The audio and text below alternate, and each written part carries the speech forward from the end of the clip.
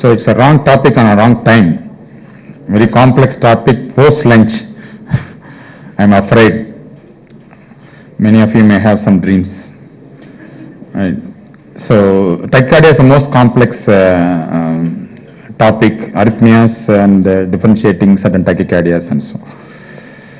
So this I just want to tell you. This I have prepared for little at postgraduate level, a little bigger level. So if you are not interested, just go to sleep. And people who want to listen can listen the next level of tachycardic management, because people are keep on asking me, tell us the arrhythmias and so on. So I prepared this topic at a little higher level than all these lectures. So tachycardia definition is very simple. For example, up to 3 successive premature beats, you call it as a run. If you have more than 3 successive premature beats, it is a tachycardia. It's so simple. For example, up to 3 you call it as a run. For example, you have 6 or 7 successive premature beats which are coming without intervening sinus beat, it is tachycardia. So that is the definition of tachycardia. So if more than premature beats are coming in succession of more than 3 to 6, this is called tachycardia. They once again represent the increased irritability of the heart. As you can see, that regular rhythm is running now. One premature beat has come now. There is succession of premature beats without intervening sinus beat, isn't it? So there is a succession of premature beats more than 6. It is a tachycardia. So now we must understand why these tachycardias are produced. There are variety of mechanisms by which the tachycardias can come. Basically, they are differentiated into 2 main mechanisms of re-entry and increased automaticity. The re-entry and re-entry automaticity. In a re-entry mechanism, what happens is it is a single beat which is going through one pathway in one direction and one direction the other pathway, and come back to the same pathway again and start circuiting again.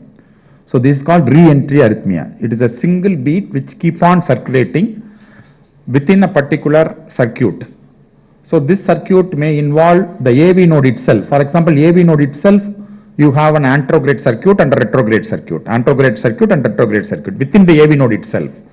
If the AV re-entry circuit is within the AV node, we call them as AV nodal re-entry tachycardia. It's called AVNRT, AV nodal re-entry tachycardia, where that re-entry circuit is in some people, the AV node is having 2 pathways, a slow pathway and a fast pathway. So the impulse comes through the slow pathway and go through a fast pathway and come back again and start circuiting. So this is called AV nodal re-entry tachycardia. Whereas when there is an accessory pathway, yesterday we saw about the pre-excitation syndromes, Kent, Meheim and James bundle. In them there is another pathway. So here what the re-entry circuit is, re-entry circuit is through the normal conduction in one arm, and the retrograde conduction or the anterograde conduction is through the accessory pathway here. So here, instead of AV node forming both anterograde and retrograde pathways, you have an anterograde pathway through the AV node and retrograde pathway through the accessory pathway, which is called orthodromic tachycardia.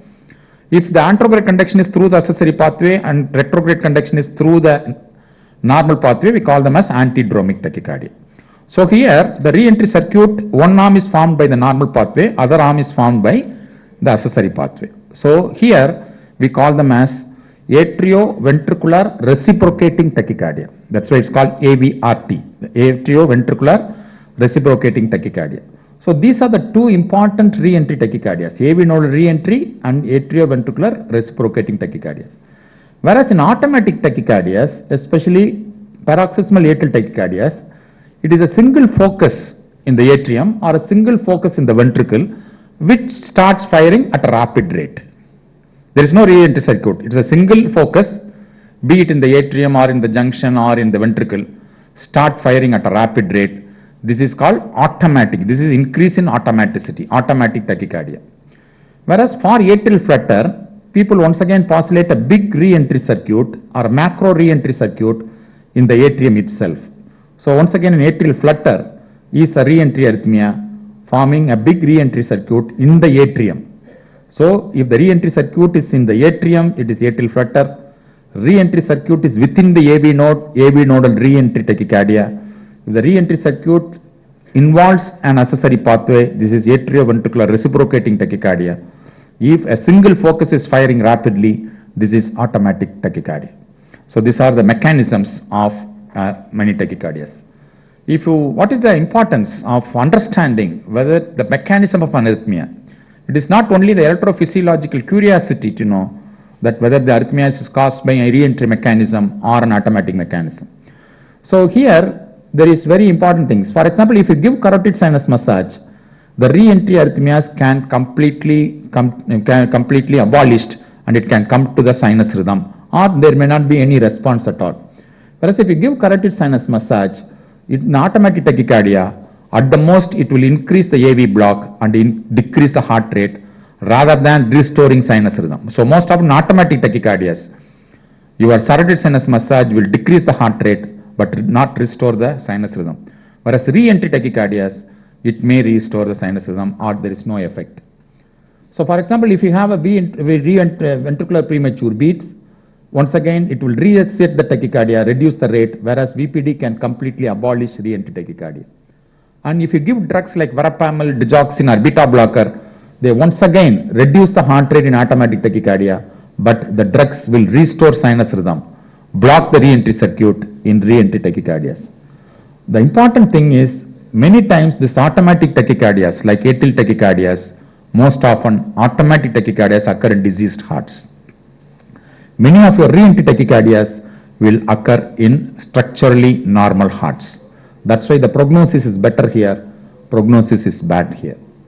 When you do a electrophysiological treatment like radiofrequency ablation, it is best for re-entry tachycardia. It is not so good for an automatic tachycardia. Difficult to get sinus rhythm in automatic tachycardia. It is easy to get sinus rhythm in re-entry tachycardia because you can abolish a re-entry circuit. So the diagnosis is easy in automatic tachycardia, but the treatment is difficult here. Whereas the diagnosis of whether the re-entry circuit is AV nodal re-entry or a reciprocating re-entry is difficult. You have to look for carefully the ECG, and the mechanism to identify the mechanism of re-entry mechanism is difficult here. So that's why just one point I want you to remember is automatic tachycardias most often in diseased hearts, re-entry mechanism is most often normal hearts, and many drugs and carotid sinus massage will restore sinus rhythm here. Many drugs and carotid sinus massage will only increase the AV nodal refractoriness and increase the AV block and decrease the heart rate rather than restoring sinus rhythm in automatic tachycardias. So this is the difference between the mechanisms of tachycardia, automaticity versus re-entry. So now we classify these tachycardias once again into two things. Basic classification is narrow QRS complex tachycardias and wide QRS complex tachycardia. So once you decide it's a tachycardia, look at the QRS duration. If the QRS duration is less than 120 milliseconds, that is 0.12 second, it is narrow QRS complex tachycardia. If the QRS width is more than 0.12 second or 120 milliseconds, it is called wide QRS complex tachycardia. The common examples of narrow QRS complex tachycardias are sinus tachycardia, atrial tachycardia, atrial flutter and atrial fibrillation, and junctional tachycardias, which can be AV nodal re-entry or AV reciprocating tachycardias.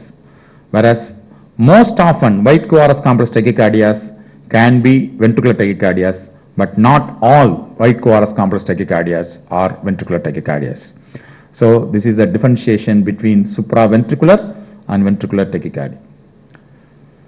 So first, the narrow QRS versus wide QRS by just looking at the QRS duration, whether it is narrow QRS or a wide QRS. So 0.12 second is the cutoff point to decide narrow QRS versus the wide QRS. Once you decide it is narrow QRS complex tachycardia because of the QRS less than 0.12 second, the second point to decide whether it's a irregular narrow QRS complex tachycardia or an irregular narrow QRS complex tachycardia. Whether the RR interval is regular means throughout the ECG your RR interval remain constant. Throughout the ECG the RR interval, for example you plot the RR interval, let us say 1.5 squares is the RR interval. Throughout the ECG, the RR interval will be 1.5 squares. Whereas irregular tachycardia, one RR interval is 1 square, one RR interval is 2 squares, one is 3 squares, like that. So that is the irregular narrow QRS complex tachycardia.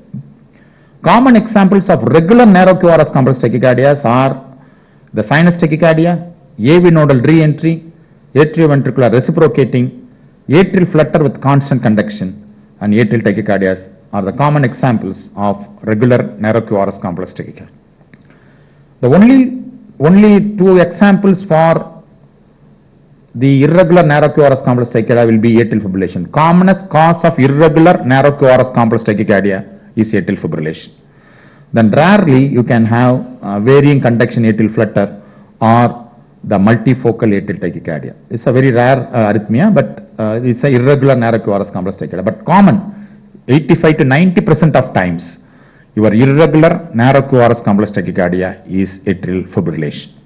So these are the 5 types of narrow QRS regular and 2 types of narrow QRS complex irregular tachycardia. So as you can see it here, first important things to decide, it is a tachycardia. What is the rate here? What is the rate here? 1? How much squares? 150. Wrong. Why? Where is the speed? Where is the speed given? So without speed, don't diagnose heart rate. Right? Where is the speed here? So you must ask me what is the speed. So the speed is 25 milliseconds. This is more than 100 per minute. So tachycardia is narrow QRS complex. It is less than 120 milliseconds. The RR interval is completely regular throughout the ECG. So this is an example of narrow QRS complex regular tachycardia. It can be a sinus, it can be atrial, it can be AV nodal re-entry or reciprocating tachycardia. So this is a sinus tachycardia because you have the normal sinus rhythm. See, for example, it satisfies all the criteria of sinus rhythm. How many criteria, how many points are there in criteria? 6 points. The P wave is upright in L1, inverted in AVR, constant PP cycle, constant RR cycle, P wave configuration is normal. Everything is for sinus rhythm, but rate alone more than 100 per minute. All the criteria of sinus rhythm is fulfilled, but the rate is more than 100 per minute is sinus tachycardia. Sinus tachycardia is always the most difficult arrhythmia in the world. The most difficult arrhythmia in the world is not ventricular fibrillation. It is not ventricular tachycardia. It is sinus tachycardia. Because many times sinus tachycardia is secondary to something else, and you should not treat sinus tachycardia per se, but you must treat what is causing sinus tachycardia. Finding out what is causing sinus tachycardia is the most difficult one. Whereas when you have a ventricular tachycardia, ventricular, no treatment. You give a shock, you give a lignocaine, finished. Whereas sinus tachycardia is not like that. You cannot just give a verapamil or beta blocker when the heart rate is fast.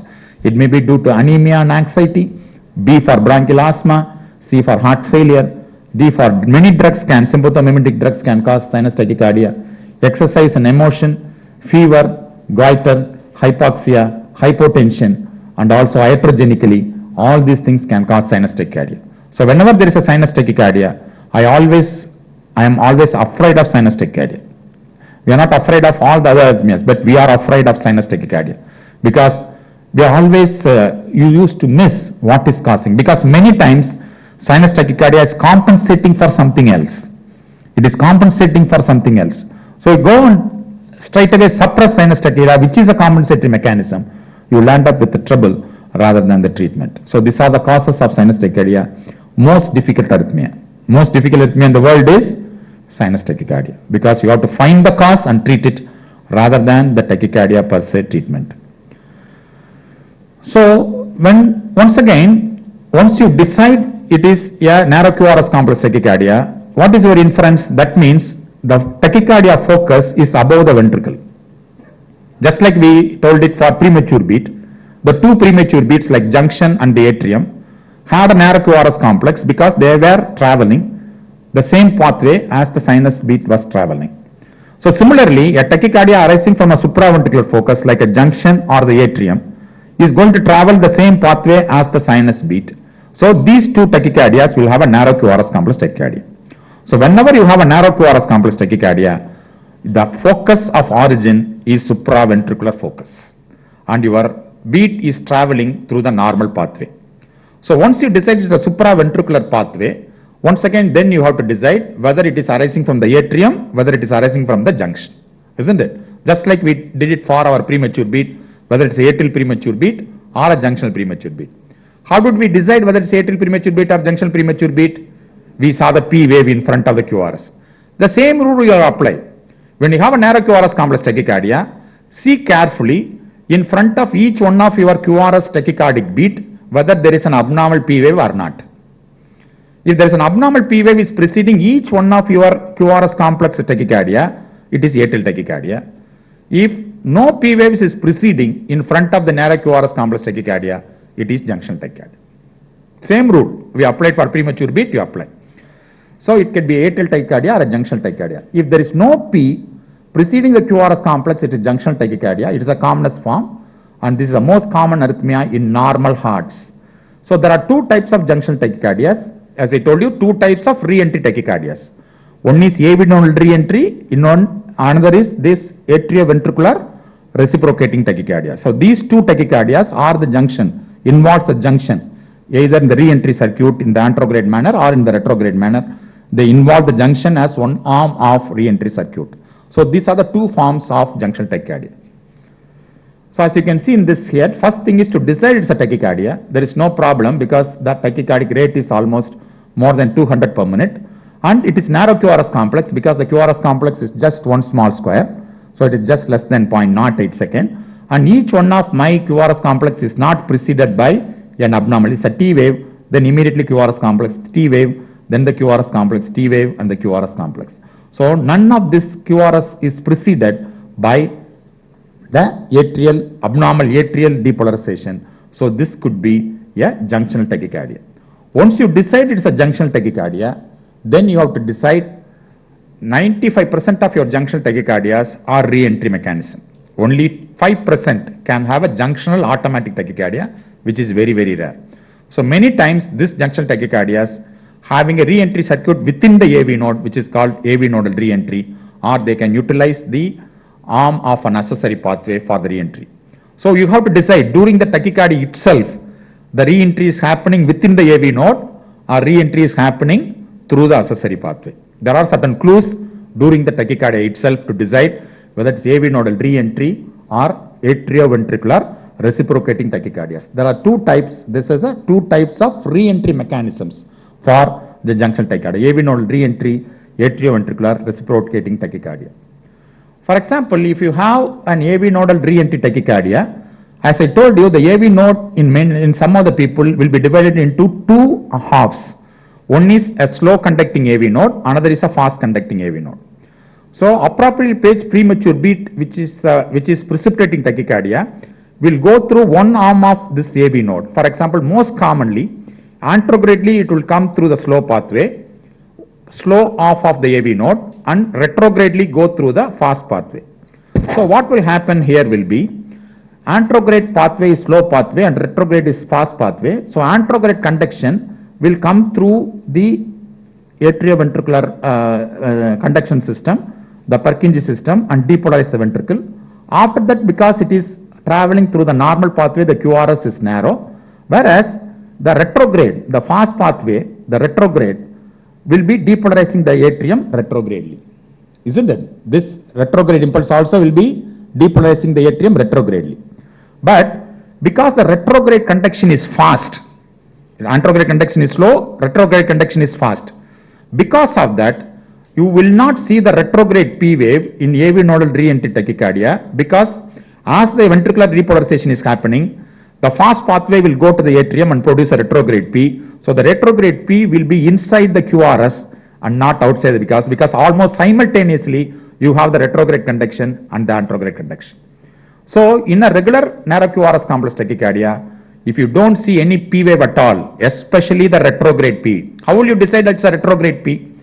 When you have when the atrial activation is from inferior to superior, you have the inverted P wave in inferior leads. Whereas anterograde P will have upright P wave in inferior leads. Do you understand? So if the P wave is upright in L2, L3 AVF, your atrium is depolarized anterogradely. If it is retrogradely depolarized, L2, L3 AVF will have inverted P wave. So you have to look at inferior leads to see whether I have an inverted P wave after this QRS of the negative QRS complex, if there is any retrograde P wave. If the P wave is not there, like this here you can see it here, the retrograde P wave should be looked into L2, L3 AVF. So I'll show you some retrograde P waves. So if there is no retrograde P wave during the narrow QRS complex tachycardia, that means your anterograde conduction is happening through the normal pathway. The fast retrograde pathway is depolarizing the atrium. So the atrial depolarization and the ventricular depolarization is happening simultaneously. So you will not get the retrograde P wave in AV nodal re-entry tachycardia. If at all you are getting a retrograde P wave, it will be just after the QRS, and there will not be any prolonged distance between the retrograde P wave and the anterograde QRS complex. Whereas when you have a reciprocating tachycardia, which is orthodromic means anterograde conduction is through the normal pathway and retrograde conduction is through the accessory pathway. Here what happens is, when this re-entry circuit happening, the P wave has to travel, the re-entry circuit has to travel a distance, find an accessory pathway, then it has to go to the atrium.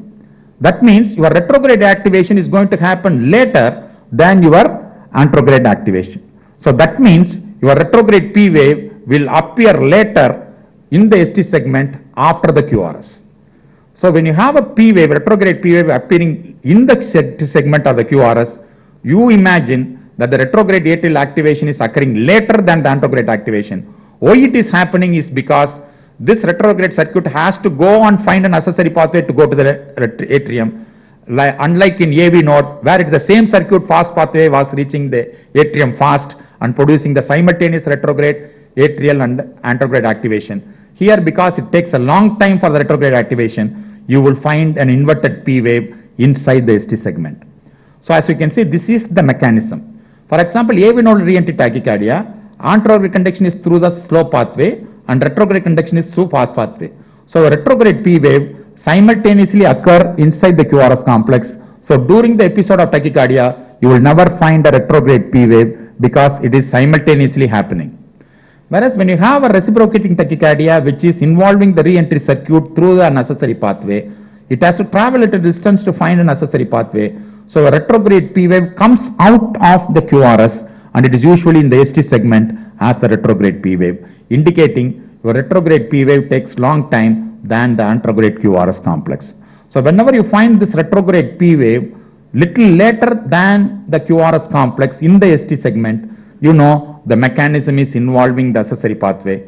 And if you don't get the P wave inside the P wave at all, retrograde P wave at all during the QRS, you know this is due to AV nodal re-entry tachycardia. So look at this ECG here. Once again, it's a narrow QRS complex, isn't it? Narrow QRS complex. Can you able to identify that? So first is a tachycardia. Second is a narrow QRS complex tachycardia. Third is a regular narrow QRS complex tachycardia. So when you have a narrow QRS regular complex tachycardia, then it is atrial tachycardia or a junctional tachycardia. Is there a P wave in front? Is there any P wave in front? No P wave in front. So this is junctional tachycardia. Once it is a junctional tachycardia, it is a nodal re-entry or atrioventricular reciprocating. For that you have to look for the P wave, retrograde P wave after the QRS. Right? So look at the inferior leads. Inferior leads after the QRS. Is there a P wave? Is there any? The P wave, retrograde P wave will be appear as some distortion in the ST segment. The ST segment will be distorted if there is a retrograde P wave. You can see the clear-cut ST segments here. There is absolutely no distortion of the ST segment after the QRS. That means there is no retrograde P wave coming after the QRS here, which means retrograde atrial activation and anterograde ventricular activation is happening simultaneously.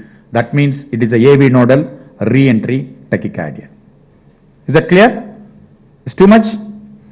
Right? Right. Whereas when you have a AV reciprocating tachycardia, because this P wave, you can see that now it is coming after the QRS. The retrograde P wave, now you see that inferior leads L2 and AVF, because the retrograde activation is later, you can see nicely here, after the L2, you can see that you have the retrograde P wave, which appear much later than the QRS. So during the narrow QRS complex tachycardia, if you have a significant retrograde P wave in the ST segment, you know, this re-entry circuit involves the accessory pathway. So this is the important differentiation in junctional tachycardia. So you can see it here, the ST segment. It's beautifully shown without retrograde P wave. Whereas here you see in the ST segment the nice retrograde P wave. So this nice retrograde P wave here, you can see nicely here, the distortion of the ST segment by the retrograde P wave in the ST segment tells you that the retrograde atrial activation is later than your anterograde ventricular activation. So that means it is AV nodal reciprocating tachycardia. So this is how we differentiate a junctional tachycardia from re-entry mechanism of the AV node versus an accessory pathway. So once again you can see it here, the retrograde P waves here. You can see that after the QRS there is a retrograde P wave. So whenever you find this retrograde P wave, you know it is a reciprocating tachycardia. What is the importance? So whenever there is a AV nodal re-entry tachycardia, all the drugs we commonly use like verapamil, diltiazem, adenosine will restore sinus rhythm more than 95% of times. More than 95% of times. Whereas if it is a reciprocating tachycardia which involves an accessory pathway, you have to use an amiodarone, the drug which will act only, this is the only drug which will act on accessory pathway. So during the tachycardia itself, if you find the re-entry mechanisms involves an accessory pathway because of the retrograde P, you straight away start using amiodarone because it is the one which is going to act on the accessory pathway. Whereas if you think it's an AV nodal re-entry tachycardia, your conventional drugs like adenosine, verapamil may be able to restore the sinus rhythm. That is the importance of identifying whether the re-entry mechanism is the involve the AV node or an accessory pathway. These two drugs are not available. So drugs available to suppress the accessory pathway is going to be the amiodarone in treatment of supraventricular tachycardia. For others, if you diagnose junctional tachycardia, good enough. If you diagnose it is a narrow QRS complex tachycardia, good enough. If you diagnose tachycardia, it is very good enough, of course.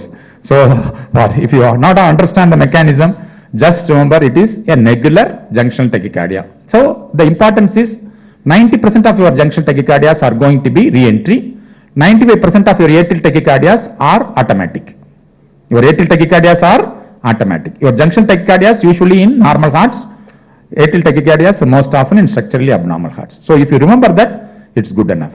But for a postgraduate or advanced learning, to differentiate the mechanism of re-entry tachycardia, you have to look for the retrograde P wave. I don't think it's much difficult, but this is a mechanism by which we do that.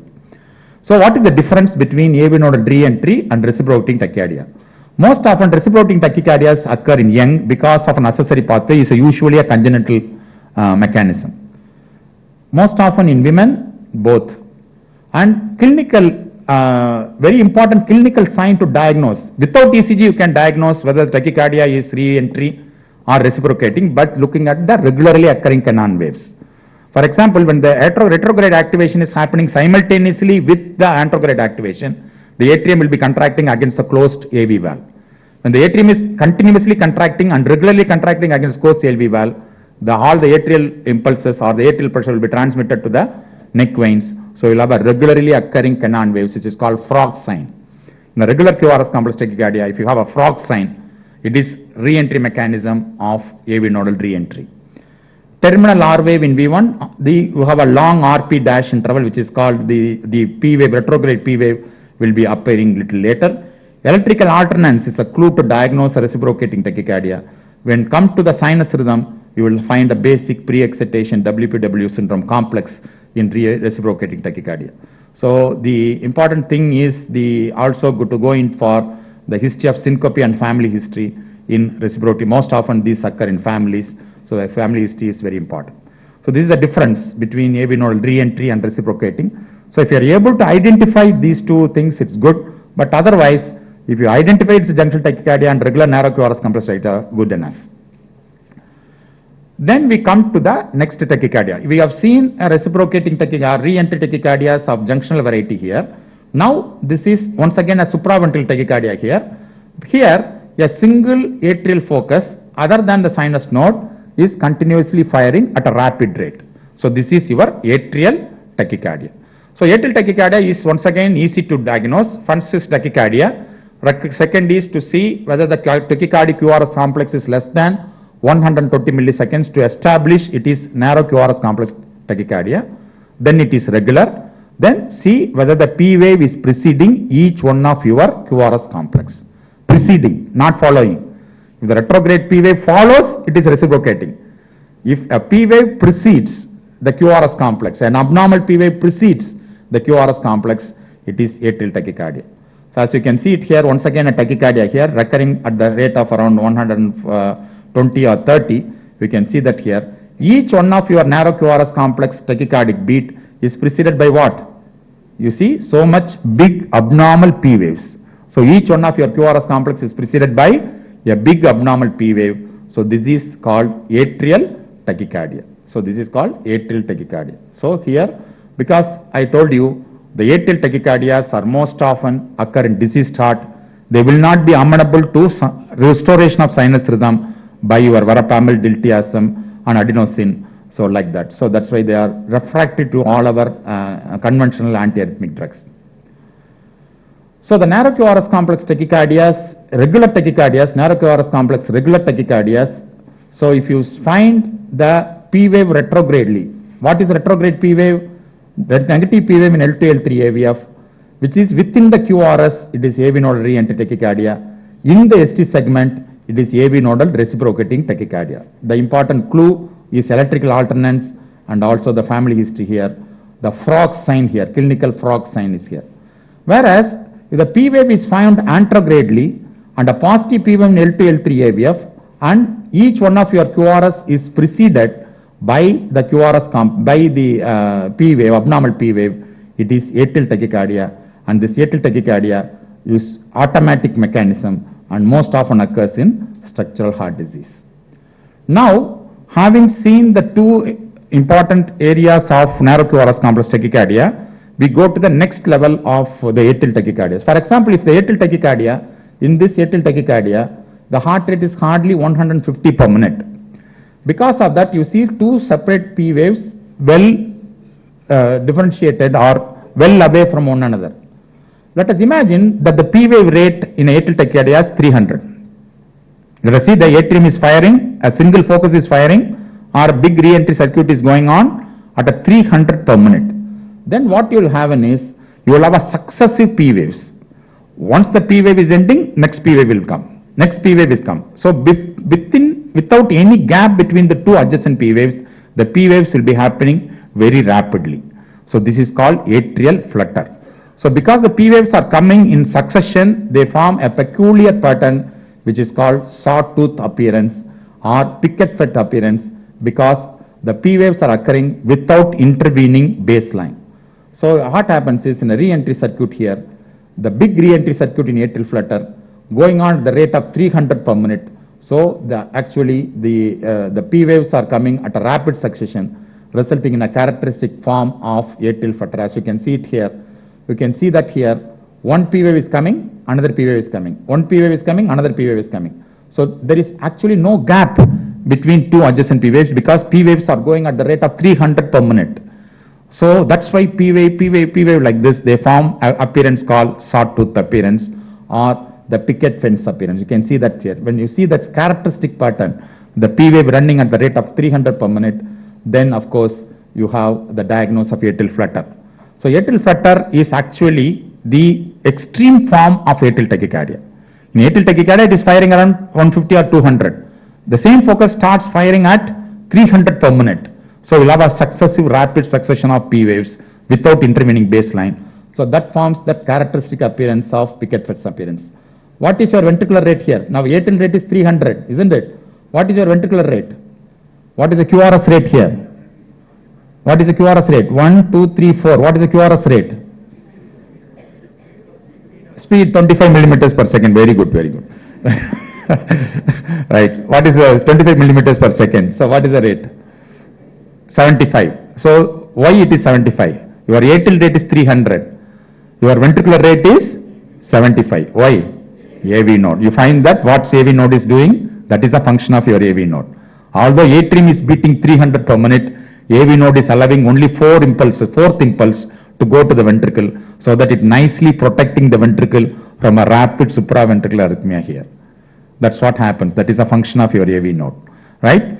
So why it is a tachycardia? The heart rate is only 75 per minute, isn't it? Atrial rate. So the tachycardia is either atrium or ventricle beating more than 100 per minute, not necessarily ventricle. So either atrium or beating or ventricle are beating more than 100 per minute is tachycardia. So here, because the AV node is protecting the ventricle, every fourth impulse is conducted, 3 P waves are blocked, fourth P wave is conducted, 3 P waves are allowed, not allowed, fourth P wave is allowed. So you have beautifully controlled ventricular rate in this atrial flutter. So for example, this atrial flutter, if the alternate P waves are going to be conducted, the heart rate is going to be 150. If all the P waves are going to be contracted, the heart rate is going to be 300 per minute. So this is an atrial flutter. It's once again an atrial arrhythmia and occur most often in diseased hearts. Most often in diseased hearts. Atrial arrhythmias most often occur in diseased hearts. So this is the atrial tachycardia. Then we come to very important cause of atrial fibrillation, which is a very important cause of irregular narrow QRS complex tachycardia. So irregular RR interval. Here you have the RR interval. So far you have the RR interval which was regular. So you are diagnosing a regular narrow QRS complex tachycardia. Here the RR interval itself is regular and there is no well-formed P wave. Here the ventricular fibrillation, atrial fibrillation, the atrium is fibrillating. It is actually fibrillating like this. There is no coordinated atrial depolarization. Because there is no coordinated atrial depolarization, you would not find well-formed, nicely formed atrial depolarization in atrial fibrillation. So the criteria to diagnose atrial fibrillation is absent P wave, irregular RR interval and fine fibrillary waves. This fibrillation will produce a fine undulating baseline which is called fibrillary wave. So there are 3 criteria to diagnose atrial fibrillation: irregular RR interval, absent well-formed or well-coordinated P wave and the presence of fibrillary wave. So here what happens is in atrial fibrillation, multiple areas in your heart, in the atrium, is producing small impulses, small fibrillary impulses. So the whole atrium is fibrillating like this, producing a atrial rate of more than 400 or 500 per minute. Once again it is AV node. What the AV node does is, whereas in atrial fibrillation, the AV node is because it is a regularly occurring P wave, the AV node was conducting some third impulse or fourth impulse to control the heart rate. Whereas here, the atrium is beating and all sorts of atrial impulses are coming and bombarding the AV node. So the AV node is confused. So what that does, it allows 1 beat and stops 1 beat, allows 2 beats and stops 3 beats. So because of that, your RR interval is irregular, because the AV nodal conduction is irregular, because your atrial fibrillation impulses are so irregular and they are bombarding the AV node in different areas and different portions. So some beats are conducted by the AV node, some beats are blocked by the AV node in an irregular manner. That's why your RR interval is irregular in atrial fibrillation. So that's why once again it protects the ventricle, because even in atrial fibrillation, your RR interval is going to be, your QRS rate is going to be 150 or 160 per minute. So it may not be allowing all the 300 impulses, but it will not be having a regular RR interval, regular conduction, because of the highly irregular atrial depolarization fibrillary wave which are happening. So look at the ECG here. You can have once again a heart rate is faster, so you know it is a tachycardia, and your QRS is less than 120 milliseconds, you know it is a narrow QRS complex tachycardia. See the RR interval, see the RR interval here, see the RR interval here 3 squares, here 2 squares, right? See here it is 2 squares, here 3 squares. So see the constant variation of RR interval. So the RR interval is not regular in this ECG. So the whole RR interval is irregular and you don't have well-formed P wave. Is there any well-formed P wave? There is absolutely no coordinated atrial depolarization. Instead of that, you have see that fine undulating baseline, small serrations. So this is the fibrillary wave. So the presence of fibrillary wave, irregular RR interval and absence of well-coordinated P wave depolarization is the diagnosis for it is required for the diagnosis of it. You can see the RR interval here. Here RR interval little longer here, shorter here. See each RR interval is keep on changing. So irregular narrow QRS complex tachycardia is atrial fibrillation. Most common arrhythmia in many of the situations like rheumatic heart disease, hypertension and LV dysfunctions and all these things, atrial fibrillation is a very common arrhythmia. So how to calculate the rate in atrial fibrillation? For the rate I told you previously, when you have this 300 and 1500 calculation, it is only for regular rate. But in atrial fibrillation, if you apply this rule, it will be 150 here, 100 here, 110 here. So each RR interval will have a different rate. So you cannot apply the same rule for atrial fibrillation. For that we have a separate calculation to calculate the heart rate, for which you must do, you can take the rhythm strip. The rhythm strip is the one where you continuously record the QRS complexes in a given single lead. So what you must do is, you mark one big square and take 30 big squares. From here, you count 30 big squares and mark again. So 30 big squares is how many seconds? 30 big squares is how many seconds? 6 seconds. 0.2 into 30 is 6 seconds. So you have marked what? 6 second period, isn't it? Now you have marked by 30 squares, you have marked 6 second period. So count how many QRS complexes you have it in this 6 seconds. Right? 1, 2, 3, 4, 5, 6, 7, 8, 9, 10, 11, 12, 13, 14, 15, 17 and 18. So let us imagine there is 20. So let's imagine for practical purposes it is 20. There are 20 QRS complexes in 6 second period. What is the average heart rate? 6 second period you have 20 R waves. So what is the heart rate? Yes. 6 into 10 for 1 minute, you multiply this QRS complexes in 10, it is 200 per minute. So this is how you calculate the average heart rate in atrial fibrillation.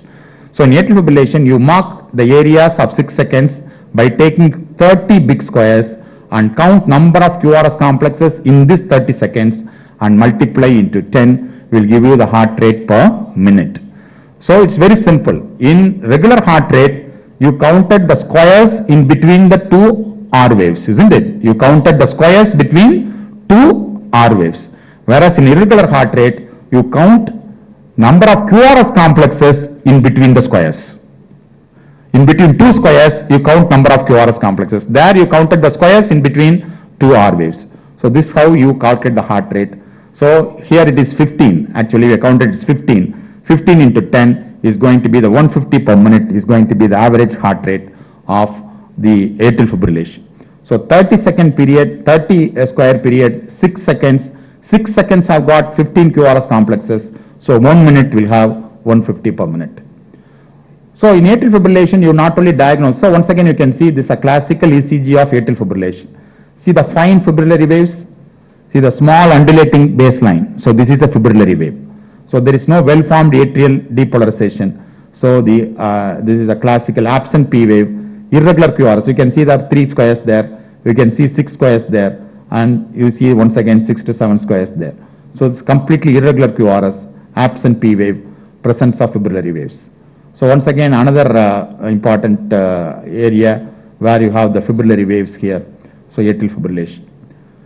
So normal atrial fibrillation, when you calculate the heart rate, you not only diagnose atrial fibrillation, but you must also mention whether you have a controlled ventricular response, fast ventricular response, or a rapid ventricular response, or a slow ventricular response. So when the average heart rate you calculated is less than 60 per minute, it is slow ventricular response. If it is 60 to 100 per minute, it is called controlled ventricular response. 100 to 140, it is a fast ventricular response. More than 140, it is rapid ventricular response. So according to that, this is average heart rate, not by the regular this thing. 6 second period, how many QRS is there? Into 10. That gives you the average heart rate per minute in atrial fibrillation. So when that rate is like this, you not only diagnose in atrial fibrillation, you must always add what is your ventricular response, whether it is regular, constant, whether it is controlled, slow, fast or rapid. So depending upon the average heart rate per minute. So as I told you, the commonest cause of atrial fibrillation is rheumatic heart disease, especially involving the mitral valve, either the mitral stenosis or regurgitation, resulting in a very large left atrium which produces the tachycardia. So the treatment of atrial fibrillation, we have two methods of treatment. One option is to control the rate only, which is called rate control. You keep the atrial fibrillation as it is. You are trying to control the ventricular rate only, which is called rate control. Whereas you want to control the atrial fibrillation and you want to get the sinus rhythm back, it is called rhythm control. So there are two modes of treatment for AF, rate control and rhythm control. You try to have a rhythm control only when the patient has got a long-standing, only controlling the ventricle without some rate control. It's actually reversed here. So the rhythm control is conversion to sinus rhythm, and the rate control is to control the heart rate in the long-standing atrial fibrillation. For example, if you have a patient who is in rheumatic heart disease, a large left atrium, atrial fibrillation is there for many years, there is no point in getting a sinus rhythm because the basic substrate of dilated left atrium you are not addressing. So once you convert a sinus rhythm, the patient will go back to the atrial fibrillation because of the dilatation of left atrium. So in a long-standing atrial fibrillation, you will get only the rate control by giving digoxin, verapamil, and the beta blockers. So these are the three drugs which will control the ventricular rate but keep the atrial fibrillation as it is. For example, in certain situations you are definite that 2 days back I saw he is on sinus rhythm. Today he is coming to me with atrial fibrillation. You know the atrial fibrillation is definitely recent onset atrial fibrillation. It is not long-standing atrial fibrillation. Then you can attempt a rhythm control, getting back the sinus rhythm, and it is done by amiodarone. The pharmacological drug which will convert the atrial fibrillation to sinus rhythm is the rhythm control. That's why don't give amiodarone in all atrial fibrillations.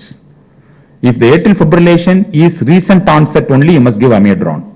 If the atrial fibrillation is long-standing, if you convert that atrial fibrillation to sinus rhythm, during the atrial fibrillation, patient would have formed a thrombus in the left atrium. When you convert that into sinus rhythm, patient will embolize from the contracting left atrium into the systemic circulation. So that's why if you are not sure about the duration of atrial fibrillation, what you must aim is only the rate control. If you are very sure about recent onset atrial fibrillation, then you will attempt a rhythm control by drugs like amiodarone. So don't routinely give atrial fibrillation for atrial fibrillation amiodarone. So you have to make sure what is your aim to control the rate or rhythm. So always you have to give oral anticoagulants when you treat the atrial fibrillation because atrial fibrillation, the fibrillary left atrium will predispose to thrombus formation, especially in the left atrial appendage. The thrombus will be forming in left atrial appendage, which is the important danger of atrial fibrillation is embolic manifestation. So always add oral anticoagulants in patients with atrial fibrillation. So if you see the arrhythmias and the drugs we use to control them, if it is a re-entry mechanism, whether it is an re-entry tachycardia or reciprocating tachycardia, your adenosine and verapamil or vagal maneuvers will terminate the tachycardia. Carotid sinus massage, adenosine, verapamil will control and convert that into sinus rhythm. Whereas it is an automatic arrhythmia like atrial flutter and atrial tachycardia, all these drugs will only slow the ventricular response and may not convert that into sinus rhythm. Whereas once in the atrial fibrillation also, all these drugs will reduce the heart rate or reduce the ventricular rate without converting them into the sinus rhythm. So that's why the importance of using the drugs and identifying the mechanisms by which you know when I am giving this drug what I am going to achieve in this tachycardia, in this drugs, in this arrhythmia, what these drugs are going to achieve depends upon the mechanism of tachycardia. So this is the approach to the narrow QRS complex tachycardias. It can be regular or irregular. Regular tachycardias are sinus tachycardia, most common and most difficult. Find out the cause and treat. Don't treat sinus tachycardias straight away.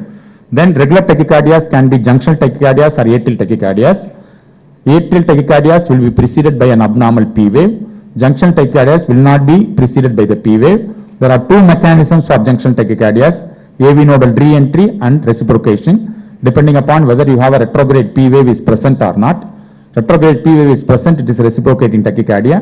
Retrograde P wave is not present, it is AV nodal re-entry tachycardia. The importance is to use an amiodarone if you think it is a reciprocating tachycardia. Whereas the tachycardia is preceded by a P wave at a relatively rapid rate like 200 or 250, less than 200, 150 to 280, it is atrial tachycardia.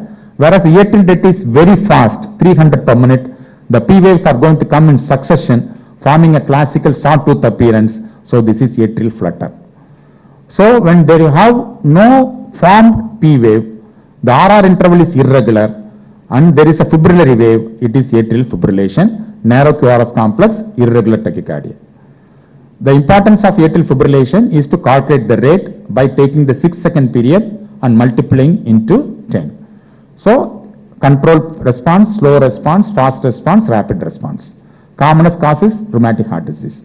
The treatment is depending upon the duration of atrial fibrillation, recent onset, rhythm control, duration is long and the duration is not known. With the presence of a basic structural heart disease, it is rate control.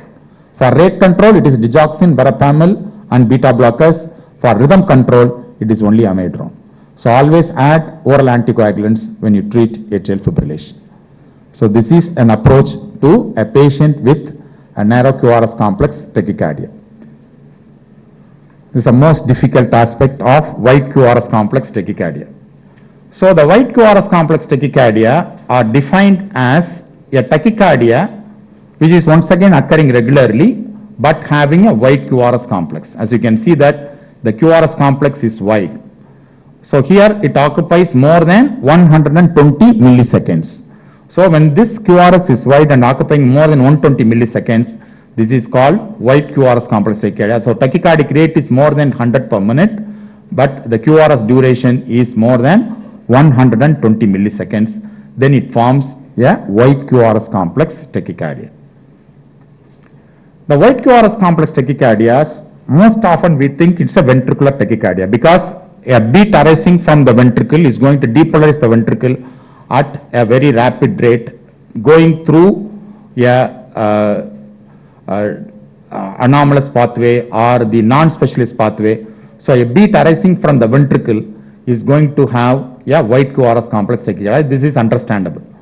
But important thing is, once again, the wide QRS complex tachycardia is divided into regular wide QRS complex tachycardia or a irregular wide QRS complex tachycardia. The regular QRS complex wide QRS complex tachycardia can be a ventricular tachycardia most often, but a supraventricular tachycardia with a pre-existing bundle branch block and a tachycardia through the accessory pathways are the differential diagnosis for wide QRS complex regular tachycardia. Whereas irregular wide QRS complex tachycardias are the three: atrial fibrillation with a pre-existing bundle branch block, atrial fibrillation through the antidromic pathway, and tarsal. So, when you have a beat arising from the ventricle, because this beat is going to depolarize the ventricle through the non-specialist conduction system, the ventricular tachycardia will have wide QRS complex tachycardia. But ventricular tachycardia is not the only reason for wide QRS complex tachycardia, because let us imagine the patient has got a bundle branch block. Basically, when the patient has got a bundle branch block, the sinus rhythm will show what? Basic QRS. What is the basic QRS in bundle branch block? It is wide. Let us imagine this patient is developing an AV nodal re-entry tachycardia or atrial tachycardia or a supraventricular tachycardia of any origin, and this supraventricular tachycardia is going to come through the same pathway as the sinus node, isn't it? Already the sinus impulse is going with the wide QRS. So similarly, any supraventricular tachycardia with a pre-existing bundle branch block will have wide QRS complex tachycardia. Remember, understand this point. Basically, in a bundle branch block, your sinus rhythm itself is a wide QRS. This fellow develops a supraventricular tachycardia.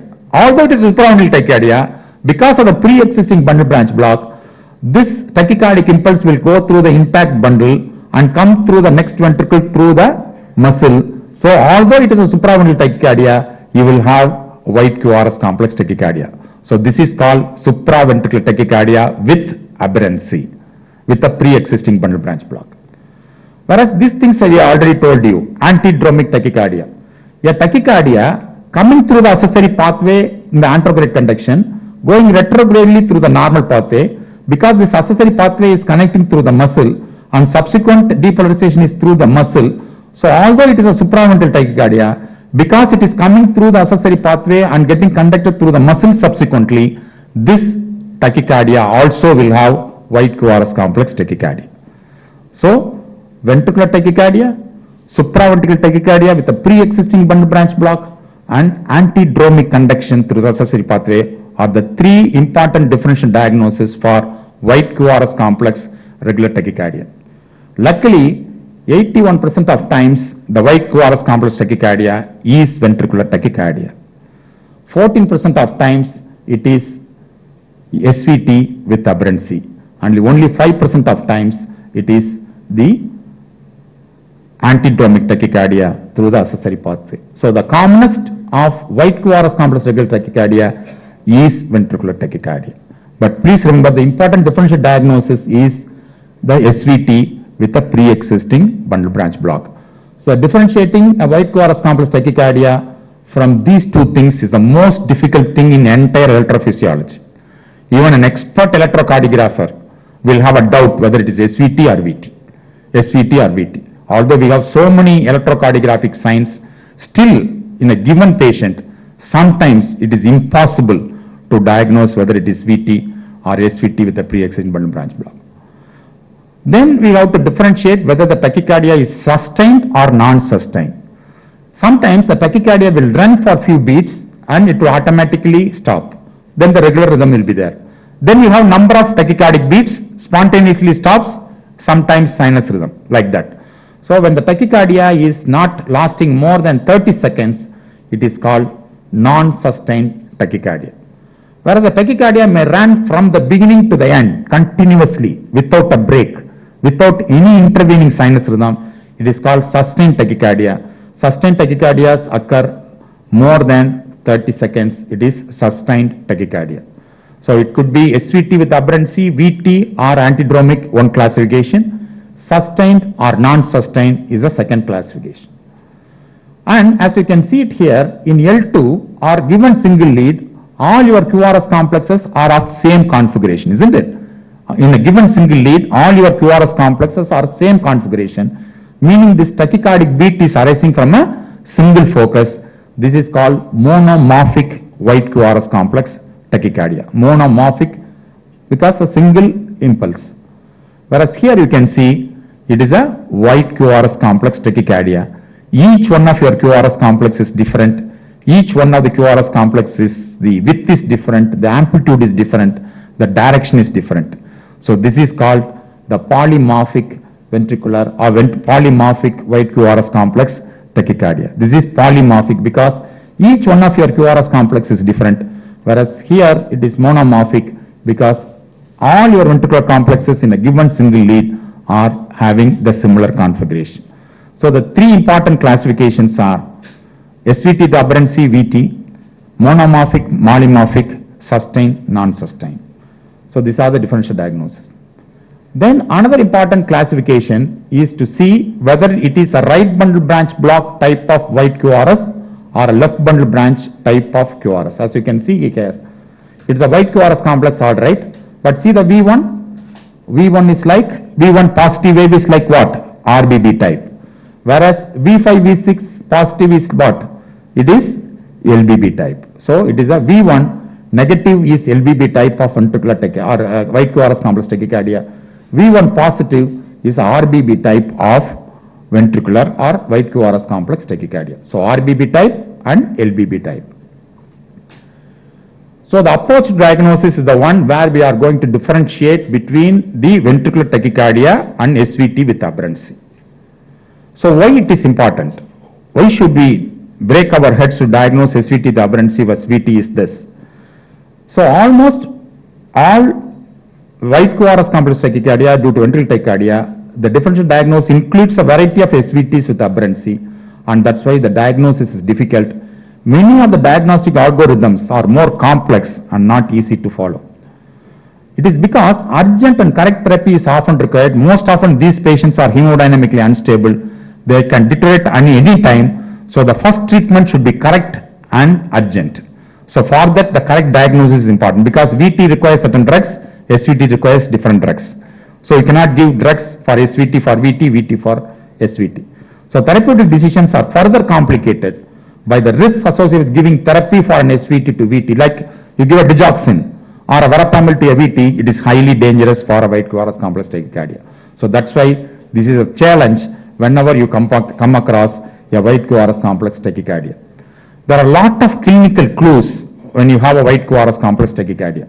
If the patient is elder, it is most often VT. Patient is younger, it is most often SVT. If the patient has got a myocardial infarction, previous history of myocardial infarction, 95% of times it is VT. You need not do any other ECG reading or ECG pointers for VT or SVT. Basic structural heart disease like myocardial infarction, cardiomyopathy, significant LV dysfunction. The patient is coming to you with a white QRS complex tachycardia. It is most often VT, whereas SVT with aberrancy happens most often in normal hearts. If the patient has got a family of sudden syncope and sudden death, it is most often VT. And the patient is on drugs which will prolong QT interval, like certain antiarrhythmic drugs of 1C or class 3, or drugs which can produce long QT intervals, like your cisatride or macrolide antibiotics. The known drugs which can produce a long QT interval, and the patient is on tricyclic antidepressants, and the patient is coming to you with white QRS complex tachycardia, it is VT. If the patient has got ECG and the previous ECG shows a pre-existing bundle branch block or a pre-excitation syndrome, it is most often SVT. If the patient has got electrolyte problems like hypokalemia or hypomagnesemia, it is most often polymorphic ventricular tachycardia. And as I told you, if the patient has got regularly occurring Cannon waves, that is the frog sign, regularly occurring Cannon waves, it is David-Roder reciprocal tachycardia. Whereas ventricular tachycardia is supposed to have an atrioventricular dissociation. So here you have an intermittent and irregular neck pulsation, whereas here you have a regularly occurring neck pulsation. And varying intensity of S1 is a sign of atrioventricular dissociation. So during a white QRS complex tachycardia, your S1 intensity is varying. It is a pointer of AV dissociation. It is VT. And of course, when they have a beat-to-beat variation with systolic blood pressure because of the differential different portions in which the atrial beat is falling, then it is ventricular tachycardia. So there are three clinical signs of AV dissociation: varying intensity of first heart sound, irregular occurring Cannon wave, and beat-to-beat variation of systolic pressure. Then you know this white QRS is having an AV dissociation, so it is VT. Structurally abnormal heart like myocardial infarction, it is VT. Then the drugs and electrolytes, it is VT. So lot of clinical pointers before you take an ECG and see are available to you to diagnose SVT versus VT. Hemodynamic stability or instability does not differentiate VT from SVT with aberrancy. Please remember that. We always have a mindset that the VT patient will be in shock and SVT patient will be hemodynamically stable. But it's not so. A patient with a SVT can come to you with a shock, and patient with a VT can walk into your room. So hemodynamic stability or instability does not differentiate whether it is SVT or VT. So don't depend upon the hemodynamic status of the patient to differentiate between SVT and VT. So there are three types of ECG signs. Which sign you want? Easy signs, not so easy signs, but difficult signs. Easy signs, right? So we have first easy signs. So the easiest sign to differentiate VT versus SVT is look at the width of the QRS itself. In white QRS complex tachycardia, your QRS complex is very big, very wide. It occupies more than 4 squares, 140 to 160 milliseconds. It is VT. Right? Very easy. Is it difficult? You look at the QRS width. The QRS width is 4 squares, 3 or 4 squares and more, it is VT. I tell you about the concordance, but always compare the sinus rhythm ECG. It's always, if you have a sinus rhythm ECG, always get the patient's previous ECG and compare it with the tachycardic ECG. So sinus rhythm ECG comparison gives you very important clues to diagnose VT versus SVT. So look at this ECG. This is narrow QRS complex, regular tachycardia, isn't it? Yes, right. I'm just checking all of you are sleeping or not. Right. This is a white QRS complex, regular tachycardia. So look at the QRS. What is the QRS? It's so broad, isn't it? So one QRS itself is occupying one big square. The QRS duration is 0.2 seconds. So when your QRS is so wide, SVT with aberrancy cannot be. So it is VT. So QRS width is the first point. Second, you look at the QRS from V1 to V6. V1 to V6. When V1 to V6, all my QRS complex is positive. Isn't it? Normally it doesn't happen, isn't it? For example, it is bundle branch block. V1 will show terminal delayed positivity. V6 will show terminal delayed negativity. So one positivity and negativity should be there if it is a bundle branch block. So SVT is getting with bundle branch block, you must have a classical bundle branch block pattern. After all, sinus rhythm is going with the bundle branch block, the same configuration the SVT will have. Whereas you cannot have V1 also showing positivity or V6 also showing the same positivity. So this is called positive concordance. Concordance means all your complexes from V1 to V6 are totally positive. There is no positive and negativity. Most often in a bundle branch block it will be one is positive and the other thing has to be negative, because opposite direction of your impulses will produce positive and negative.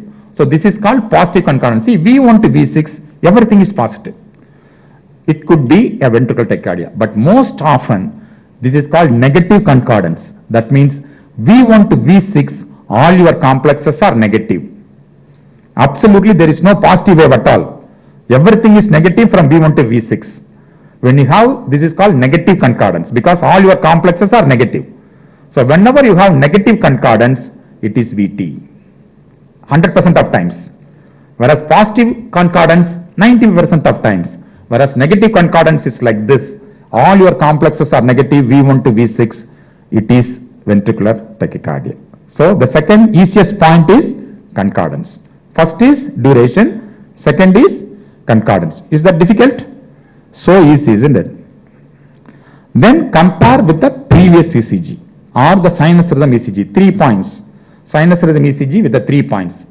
If the patient has got the white QRS, basically in sinus rhythm, compare what is the width of white QRS in sinus rhythm, what is the width of your white QRS complex tachycardia, 1 point. Second is, if the patient has got a ventricular premature beat, what is the ventricular premature configuration and QRS configuration during the white QRS complex tachycardia. See what bundle branch block the patient has got. I give you some examples. So this is basically the patient's in sinus rhythm, isn't it? In sinus rhythm, you find that what premature beat is this?